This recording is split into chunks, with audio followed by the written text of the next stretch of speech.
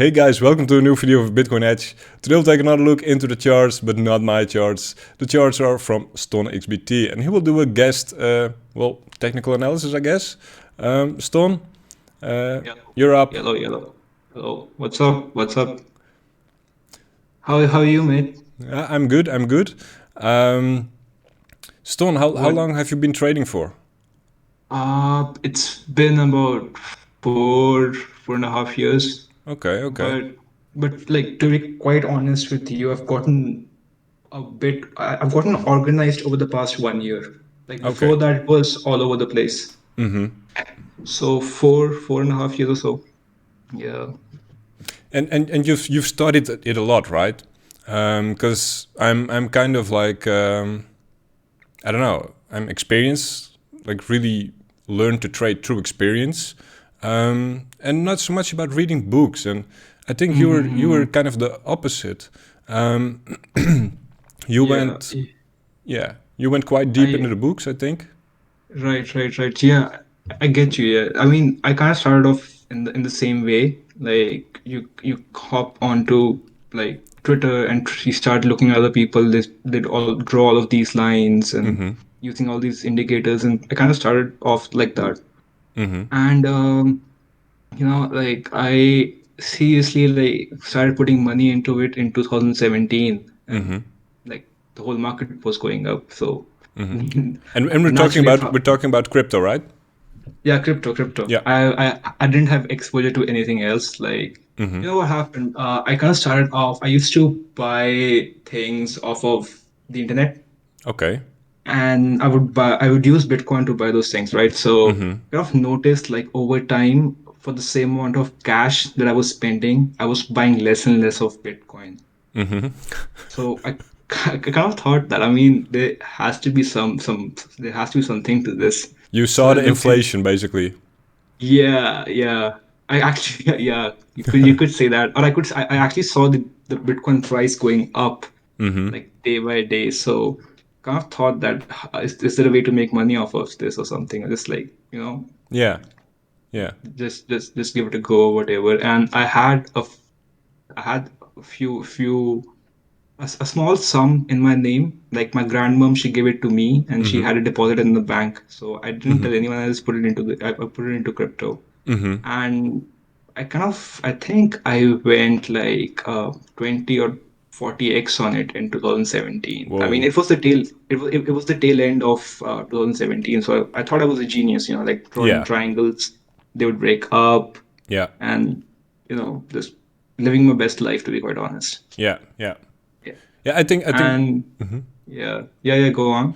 No. I think we're close to that area as well. Everybody's being a Right now. genius again. So Yeah. yeah, it's Yeah. It's kind of funny, because like when I came in, there is this thing called the Dunning-Kruger effect, uh, which I which I think every participant goes through. Like you come into the market and you kind of think you know everything, yeah, yeah, but your actual knowledge of the field is very limited, so to say. But, but as you like, by I think it's mostly by sheer luck that you run into people who kind of push you in that direction, and then you get to see that it's a huge expanse of knowledge, yeah, and you don't know anything about it. yeah. No, And that's then, yeah, yeah, yeah. I mean, it's like I think it's been an interesting journey over the past 3 or 4 years. yeah, yeah. So I did start off like with as most people do, but and then I thought I was a genius in 2017, so I lost it almost all of it in 2018, and that did affect my psyche quite a bit, and I stopped trading for like Q2 Q3 of 2018 completely. Apart from trading, I have a background in sciences. So I was in college at that time, and I mean, if we were to like give an exam or whatever, we would refer to the books. Those were the holy grails. And I kind of thought that there's a whole industry based on this. The whole finance. I think it's probably the biggest industry in the world. And these guys, they go to college, they read these books, they read them because there must be something to it. So kind of gravitated towards that side. And just out of sheer curiosity, I came across these few charts known as TPOs, the Space Invaders charts that I post every now and then. And I had heard this whole thing that, oh, those charts are used by boomers or whatever, Yeah. and order flow. But it really intrigued me quite a bit. So yeah, I started like reading books. I mean, it's not that difficult, to be quite honest. It's like you just go into Google, you type in TPO PDF, and it's like the whole expanse of knowledge right there Yeah. at your fingertips. Yeah. Okay. So that is quite a nice story. Thank you. And like you've been using this and actively trading TPO, let's say, for the last 2 3 years or last year, Mm, and No, it's only been like what I think it's only been a year, to be quite honest. really, really. Actually putting it into use and risking money on it, it's only been a year. I had been looking at it. I had been looking at it for like 1.5 years or so. Okay. But it's not the same. I mean, you can do tens and hundreds of simulation tests, and you can like bet $1 or $10 or $100 or even 1,000, like trade after trade. But once you start risking account capital 1%, 2%, 5%, that is when I think it starts to matter, and it's actually very different. Life trading is very different than simulated trading. Yeah, Or yeah, yeah. The execution, yeah, the stress with real money, yeah. the risk you take. So yeah, exactly. I mean, it's just the things that you come across that you didn't even think about, and then you kind of deal with them on the fly. Yeah. So yeah, I would say like gotten more organized since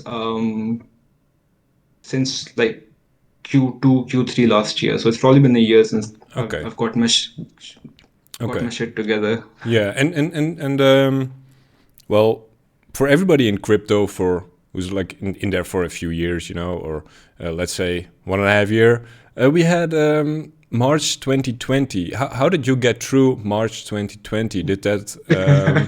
I mean, it's a big traumatized event for like everybody in crypto, I guess.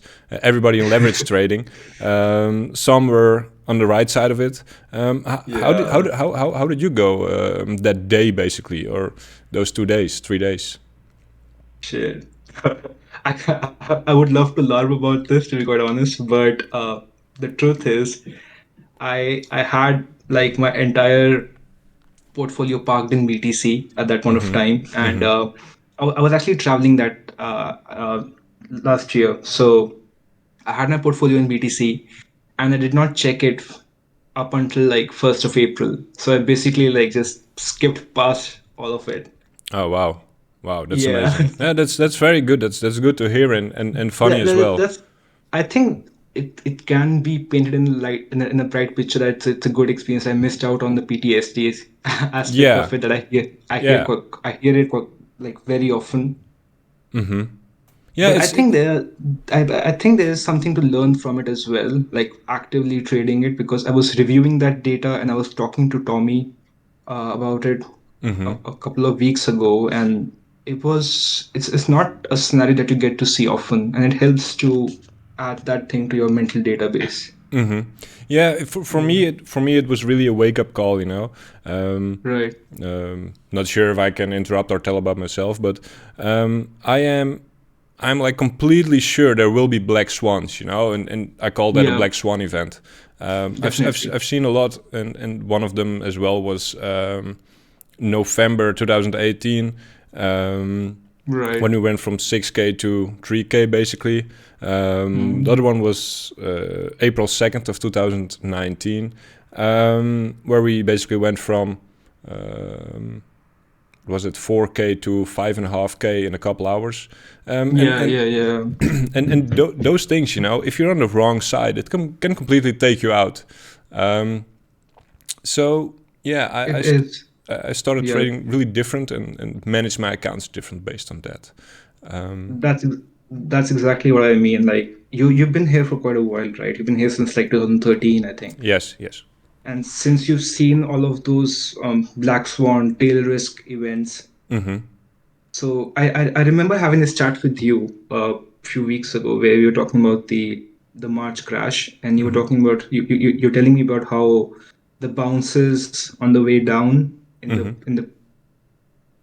the few days prior to the crash, you were you were a bit apprehensive about taking a position because the market seemed weak, Yeah. right? Yeah, I was. I mean, I can tell you through it.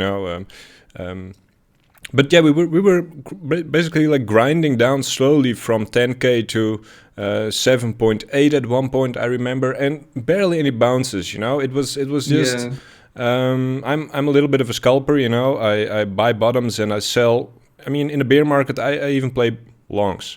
How funny it might right, seem, right, but um, and I tried to sell it higher, but like there weren't any wicks to fill my asks. So at one point I was like, yeah, this is not feeling good. We're not getting any bounces. There's not even an attempt, it seems. So I just right. went flat at 7.8k, and the next day, we were at I believe like everything was going loco, and I was having a heart Yeah. attack as well because I was in spot BTC, but yeah. Fuck. Yeah, at least I had my accounts still, right? Yeah. So exactly what I'm talking about. I mean, you see this, and there are no objective parameters. You can't look at the MACD or the RSI and say that this is doing this, so it's going to crash. It's more like an intuitive feeling that you develop. I think this is Dalton talks about this quite a lot. Talks about this intuition that you develop, and as you said it, it's kind of like it's a very subjective observation of the market that this is like it's not bouncing, there are no wicks. You cannot quantify those observations, but they certainly do help quite a bit. Yeah, exactly. And I mean, sometimes like your way of trading is based off on, I think derivatives, right? Or is it? Yep. Um, Derivatives, yeah. and I mean, like what Dalton means, I think, is like if spot is doing something completely different than derivatives is at the moment, like you cannot control that, right? And then Yeah. the Yeah, derivatives yeah, mesh yeah, yeah. mesh you up a little bit. Um, True. I think it's kind of like walking or cycling in a way, like trading, because when you're walking, you don't think about like lifting your foot up, moving it forward, keeping it down. You just do it yeah, in a in yeah. a, in a, in a, in a fluid motion. In the same way, I think it's the same with trading. Like initially, when you're like picking it up and trying to learn the ins and outs, you're like looking at the MAs. Okay, this MA is crossing, and I mean, I think it's good for a trader to start with a mechanical system. You Mm-hmm. know, Mm-hmm. just take every trade blindly, Mm-hmm. and then go on to the discretionary side and explore that aspect of trading and see eventually down the road which mechanical triggers do I take, which ones am I supposed to ignore, and which ones am I supposed to fade or Mm-hmm. act in the opposite direction of. Mm-hmm. Okay, You well, know, should we take a look into your charts? sure, why not? Sure. Kind of like so this is Or I cannot hear you, Ston. Are you still there? month of So sorry, March. sorry, Ston. We missed a few seconds. Um, Right, no worries. okay, we were talking about the monthlies. Just do the whole TA thing again. Like, Right. So this is like the TPOs, mm-hmm. right? This is nothing but price compressed along the left axis. I'll like expand this and you get a good idea. Yeah. So this Mm-hmm. is like the month. This is like the monthly. This starts on the March 1st and this ends on the 31st of March here. So this is the price points, data points that the market touched in that. This is the volume that was transacted at those levels, you know. So I mean, it's kind of, it starts to make sense if you think about it in this way, that price is just one aspect of the whole bigger picture. It is just an advertisement. Like the price is going, like the price goes to a certain point to advertise and to uh, bring the buyers and sellers together to conduct business. Now, whether that price point is accepted or not reflects in the volume profile. So it actually seems uh, more complicated than it is. It's actually pretty simple, to be quite honest. And the thing is, the thing I really like about TPOs is that it brings along your um, objective, your mathematical side, your calculative side, and your creative side. Like, um, do you get what I'm saying? Yeah. I get what you're saying. Like, I'm all ears now.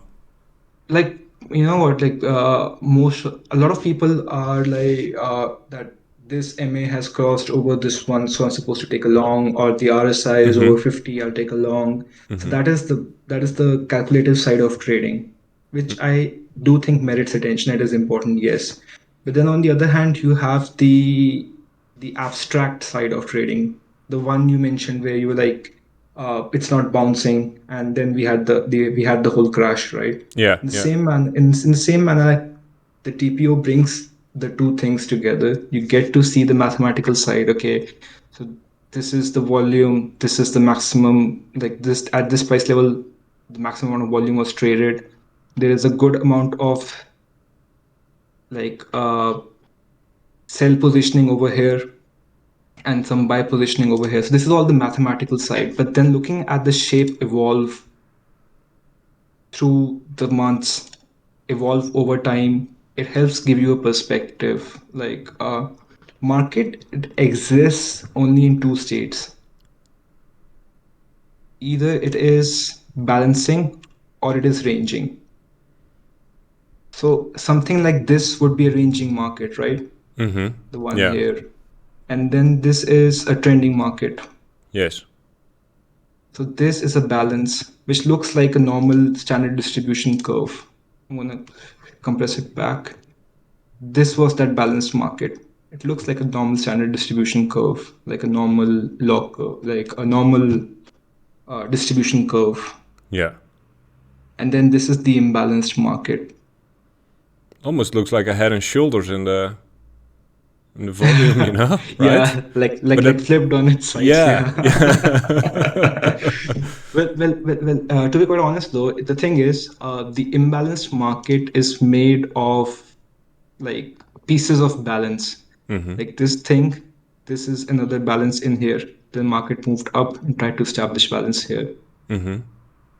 And like, what happens is, traders, they come in together, like they are right now.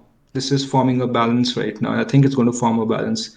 What happens is, traders, they come in together, and then they start transacting to try and establish the fair price of this commodity, Bitcoin here in question. Like, I can't say that I know what the correct price of Bitcoin is at this moment of time.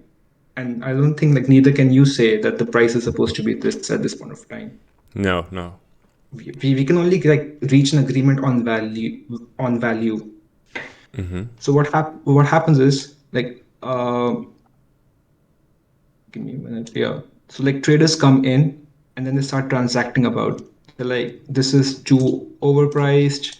We're gonna sell here. So the sellers come in, and then they're like, it goes down. There's more. It's underpriced.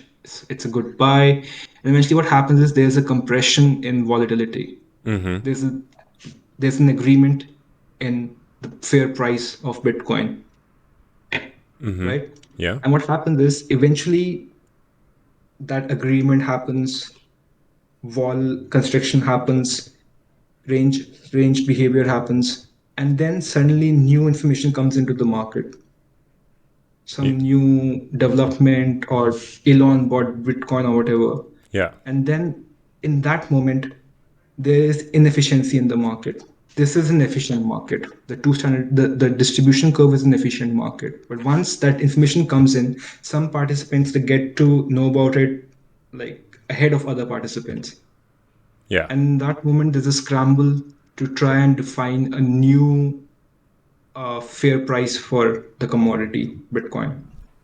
So in those moments, you have expansion, and then back to like range, balance, imbalance, balance, balance, balance. So you can see even right now how it is compressing into a balance of sorts Yeah.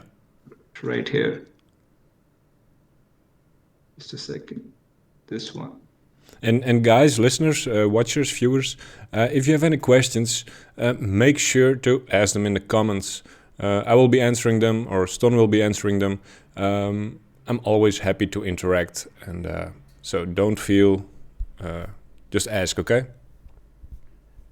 So, like right now, you can see that this is the fair value of Bitcoin in the past 2 months. This is a 2 month composite, and it is not well balanced.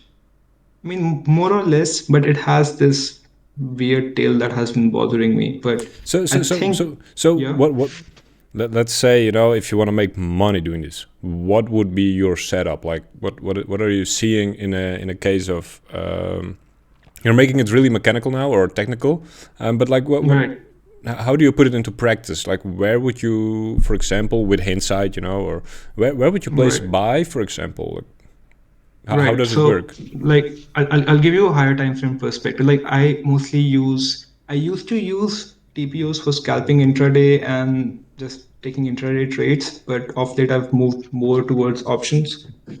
But just to exemplify here, like on a higher time frame, we can just take this example. This is a 2 month composite, which is March and April. So May opens here in the A, these A's, right? So I mean, yeah, I might get called out for like this is a hindsight trade or whatever, No, no, no, no, but no, no. It's totally perfect to make things yeah, explain what like you're seeing. You know.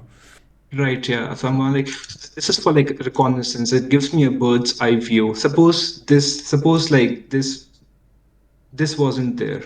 So I know that this is my level that I'm supposed to pay attention at, and I'll look to fade this upwards. And this is the level I'm supposed to pay attention at.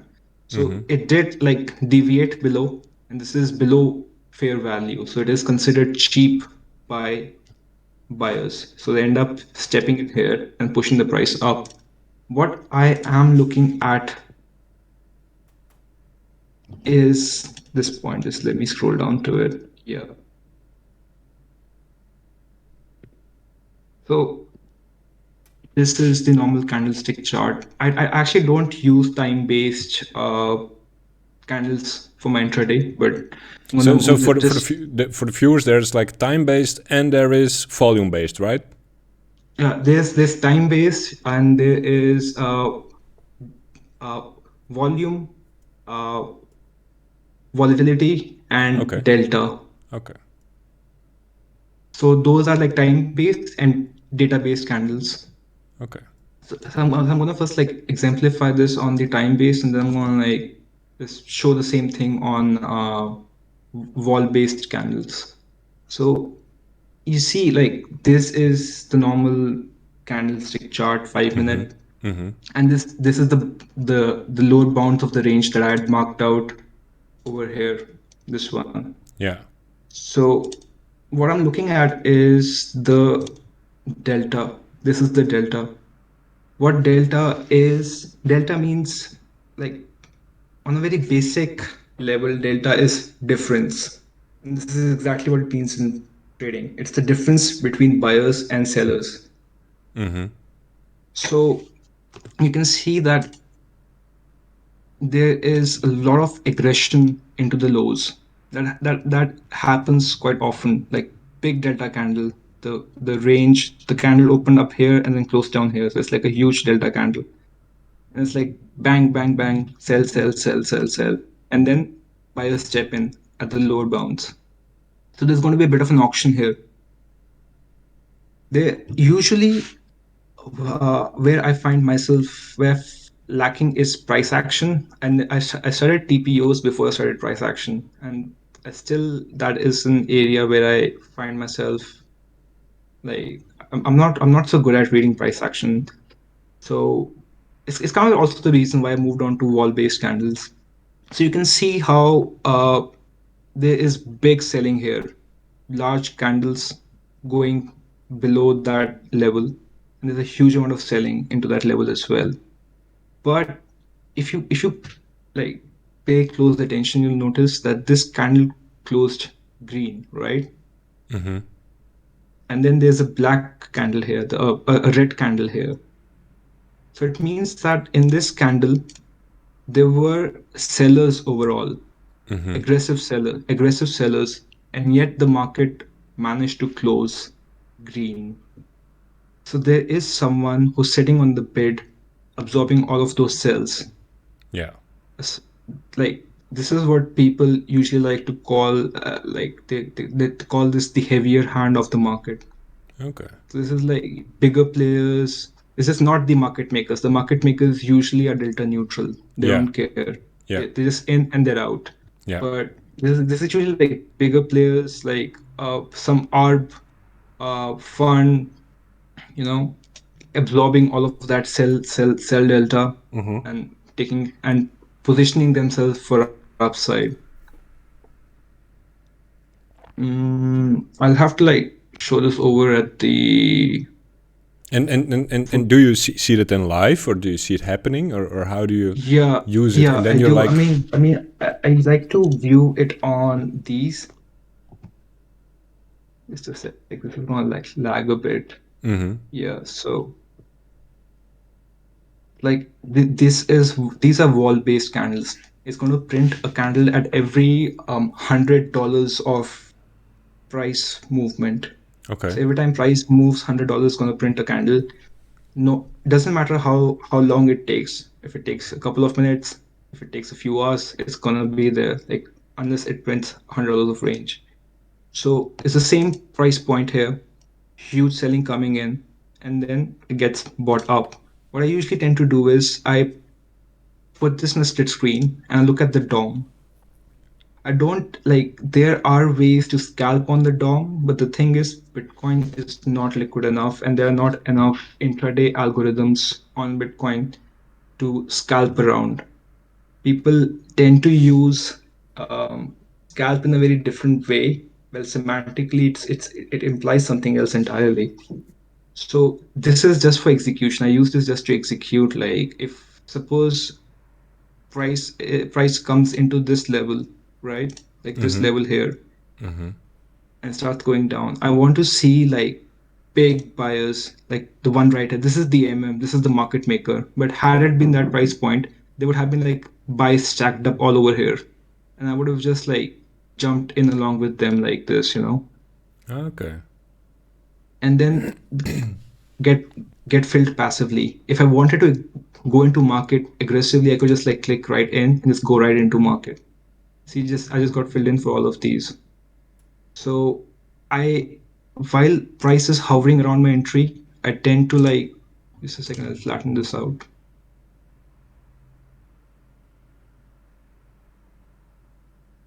Never mind. So when price is like hovering around my entry, I'll try and manage that position pretty aggressively. But once it is outside of my, like price has moved away from my entry, Mm-hmm. I tend to like zoom out a bit and let it do its thing. Yeah. Yeah. But of late, I've gotten more interested in options because the thing is, you can like for the same amount of risk, you get a better return, and then there is no risk of getting stopped out overnight or getting liquidated and all of that. Yeah. Yeah. And you did it on Deribit, right?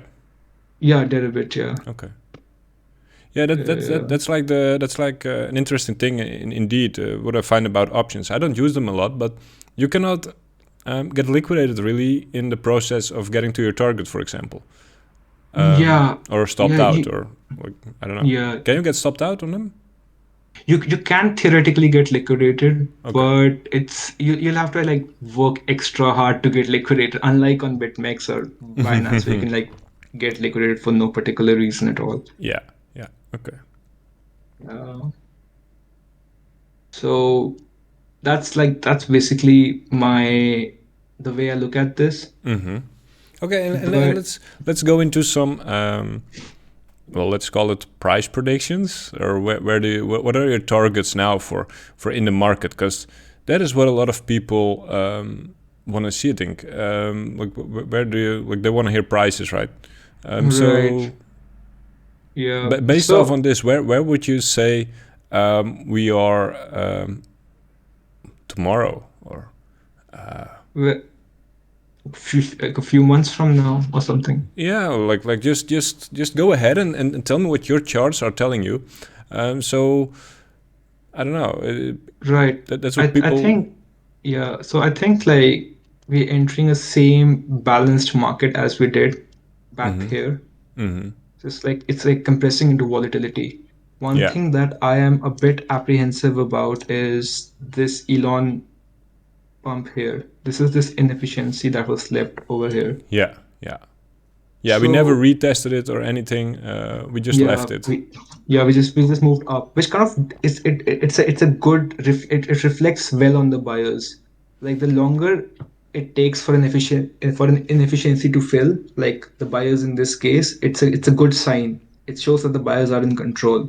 Yeah, I mean, we to go back to myself, we had a similar thing. I think in what was it, December, Yeah, when price went from 24K ish to 28 real quick, yeah, without any retests. I think we never retested 25K or anything.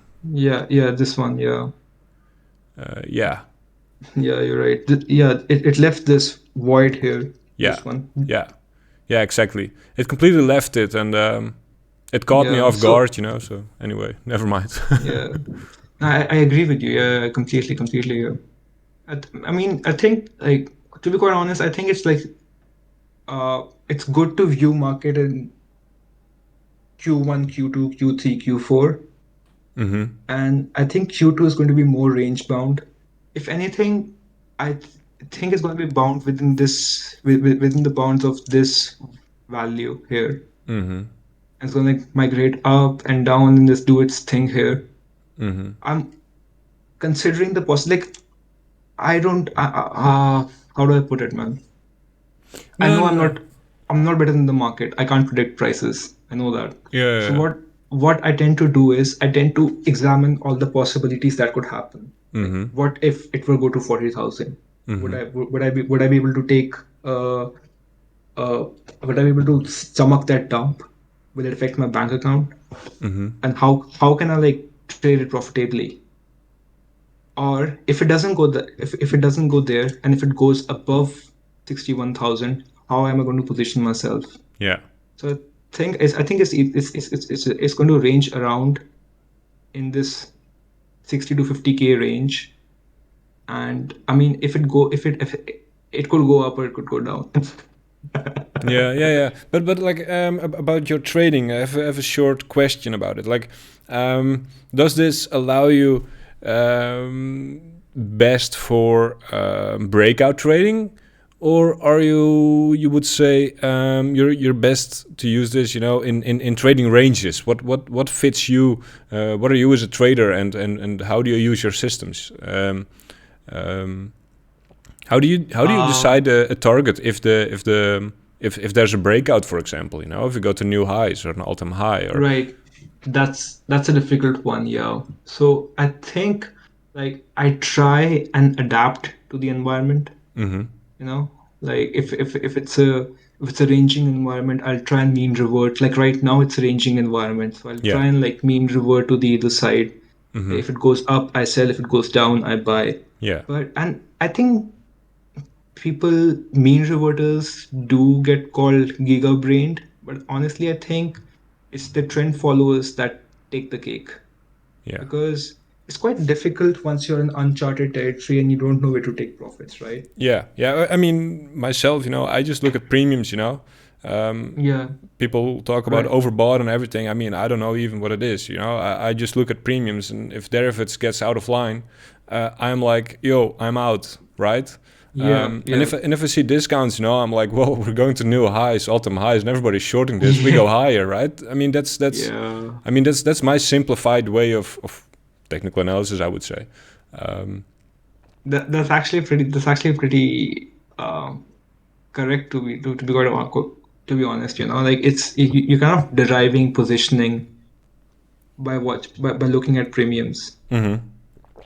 So yeah, I think like it is like I feel for trend following, it is best done in an objective manner, Yeah. because the thing is, the human brain, it does not perceive logarithmic growth pretty easily. It's very difficult for human brain to like wrap its head around and say, oh, okay, so like we can understand geom- uh, like 1 plus 1, and like 2 plus 2, but we cannot comprehend like geometric progression. Mm-hmm. Mm-hmm. So I tend to leave my trend trading to moving averages. Basically, I use the Ichimoku cloud.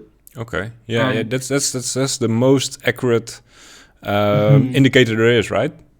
Right. But there has been research which shows that within certain spans for certain assets, there is no definable advantage over using a certain moving average over the other.